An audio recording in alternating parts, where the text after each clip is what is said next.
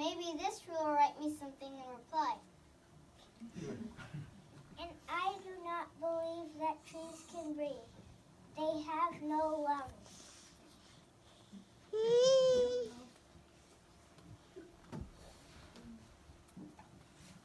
The children began to run around the oak, kicking it as they did so and singing cheerfully.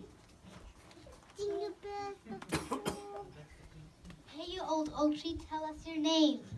Suddenly all the children felt as if something had seized them by their jackets and had raised them high above the ground. Oh!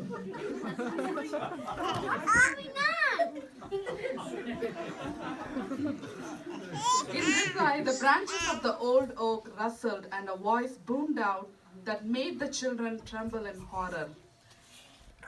I am the keeper and guardian of this forest. How dare you ask my name? The frightened children were silent and pale. The voice of the oak was like a terrible whirlwind filled the wood. Listen to me, trees of my forest.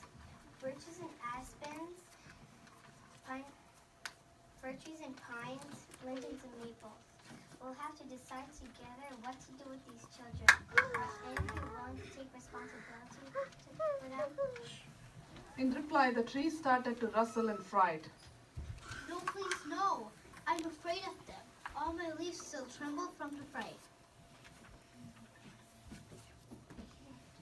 Okay, if none of my trees will take responsibility for us, what are you going to do to us? Oh no, respected oak. Please wait. I will take them. Even though they tore my branch and cut my bark, all the same, people are not supposed to be like rocks. Dear birch, you have such a pure heart, just like your bark pure and snow white. Well, take them and teach them how to behave, teach them good morals, kindness, and wisdom. The children were going to object, but suddenly felt like they were flying through the air, straight to the birch tree. The children regained consciousness, but each in a different place. One turned into the roots of the birch as if she had merged with them, another turned into the trunk and branches, and the third into birch's leaves. The children didn't even have enough time to come to their senses and understand what had happened before they heard the birch ordering them.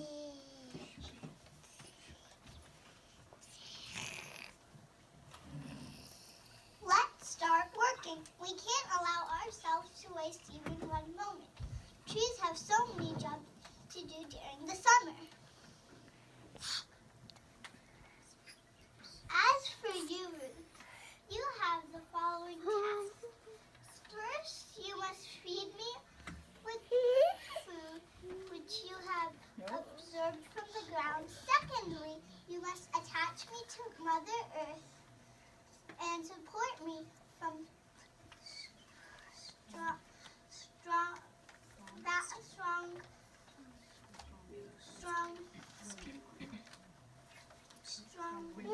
strong wind and storms.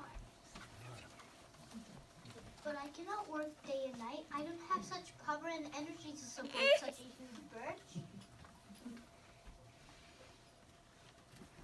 You just have to do it. If I don't receive enough food, I will die.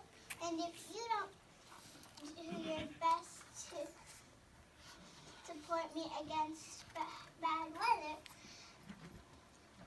even the slightest wind will blow me over and you will die together with me. Then the birch spoke to the trunk and branches. Into work, my new trunk, will be this. You will have to look after and protect the branches, leaves, and seeds. And at the same time, you'll have to pass the food to my roots. The bark that covers you is your clothes, protection against the cold, bad weather, and illnesses. You should try to heal as soon as possible all the wounds made by those silly children. Otherwise, the fungi ignore you. You'll start to decay and will die. My shoulder is so sore. That shoulder from which the children tore my branch and cut my bark. It is so painful. However, trees do not complain. Instead, they heal any wounds as soon as they can. You leaves, my beauty and my pride. Everyone admires you, especially in the spring when after a while from the sea, you look so lovely, fresh, green, and gentle. You, just like the roots, have to take all the food from the air and sunlight.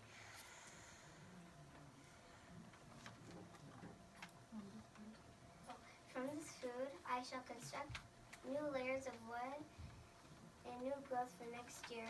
But you'll have to hurry up and work day and night. Autumn will come soon and you'll dry up.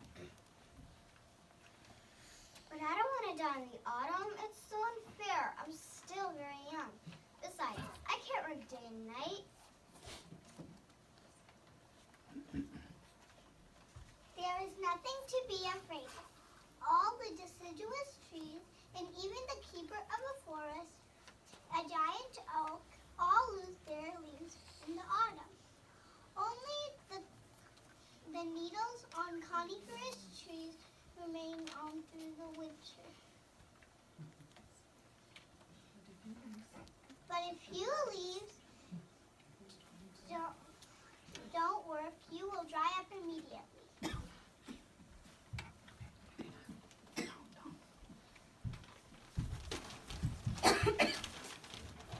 Sairam, children, what's up? You had just fallen asleep, is it?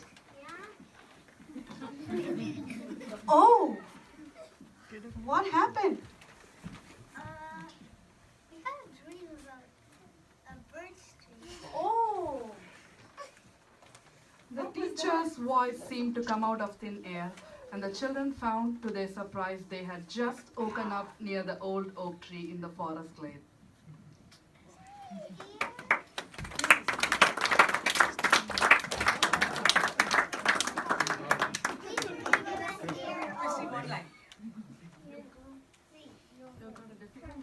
We have a difficult life, and that's why we love you. And that's the end. Saira.